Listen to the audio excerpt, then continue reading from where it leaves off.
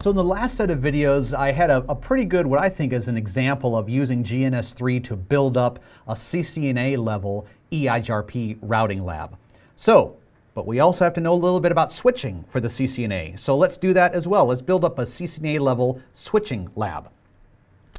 So as usual, step number one for you, if you were going to design a lab of your own, is to write out your objectives, what you want to accomplish.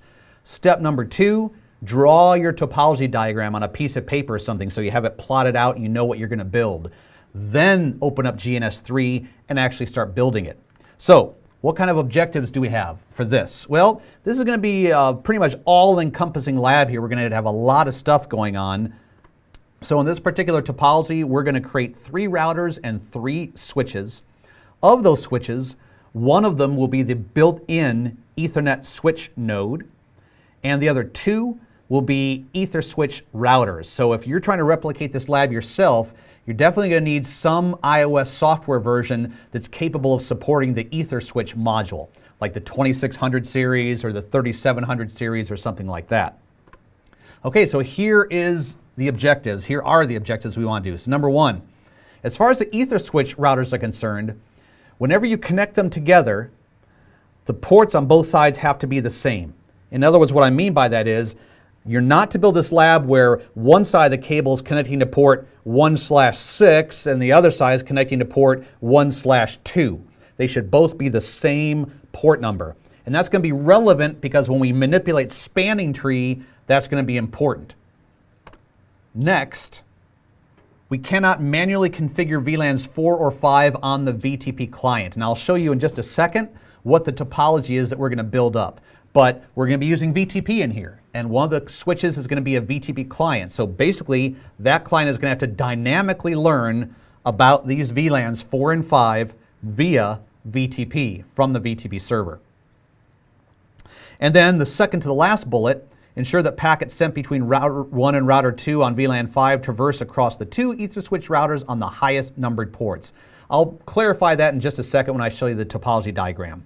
And then we're not going to use any routing here other than static routes. This is not a dynamic routing lab, so we're just going to use simple static routes for end-to-end connectivity. So this is what we're actually going to build right here.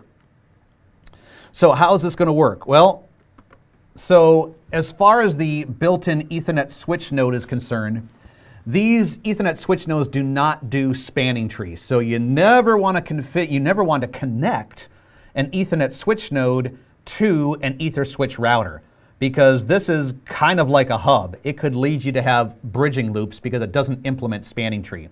So, but we still want to get experience with it, with how to use it in GNS3, so that's why I put it in here, although, technically you're not going to be tested on that at the CCNA level. So here, we're going to test your ability to implement the Ethernet switch node, make sure that one of the links is trunking with 802.1q, the other 2 links are access ports in VLANs 2 and 3, and that'll pretty much max out the capabilities that you can do in the Ether switch node. And then as far as these 2 Ether switch routers are concerned, you're going to have 2 links. We're going to have some redundant links here. That's going to allow us to do some spanning tree manipulation. One of them, the guy on the top, is going to be my VTP server. The device on the bottom will be a VTP client. Once you have your 802.1q links functional, VLANs 4 and 5, which will be configured up here on the server, should be propagated downstream to the client. And you should see that. And then lastly, whatever port numbers you select are completely up to you. But let's say, for an example, just to put something in here, we had port 1/2 here, which would then connect to 1/2 down here. And let's say this one was 1/4 connecting to 1/4. As far as spanning tree manipulation is concerned, the objective here is that when router 1, so router 1 knows that both these routers are going to participate in 2 VLANs, so they're actually going to have 2 IP addresses. Router 1 will be 1.2.4.1, and he'll also have 1.2.5.1.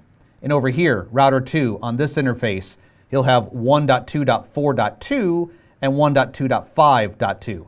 That's why these links have to be 802.1q trunk, so they support two separate subnets.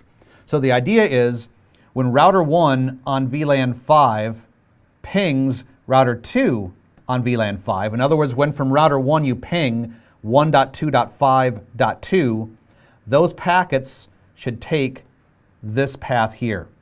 They should take the highest numbered port, whatever that is in your particular topology. And then, of course, the return traffic should also take that particular path. As far as spanning tree is concerned, this link here should be blocked. There should not be any traffic on VLAN 5 only going across that link. It should be blocked. Okay, so that being the case, that concludes this particular video. In the next video, we're going to start building this topology within GNS3.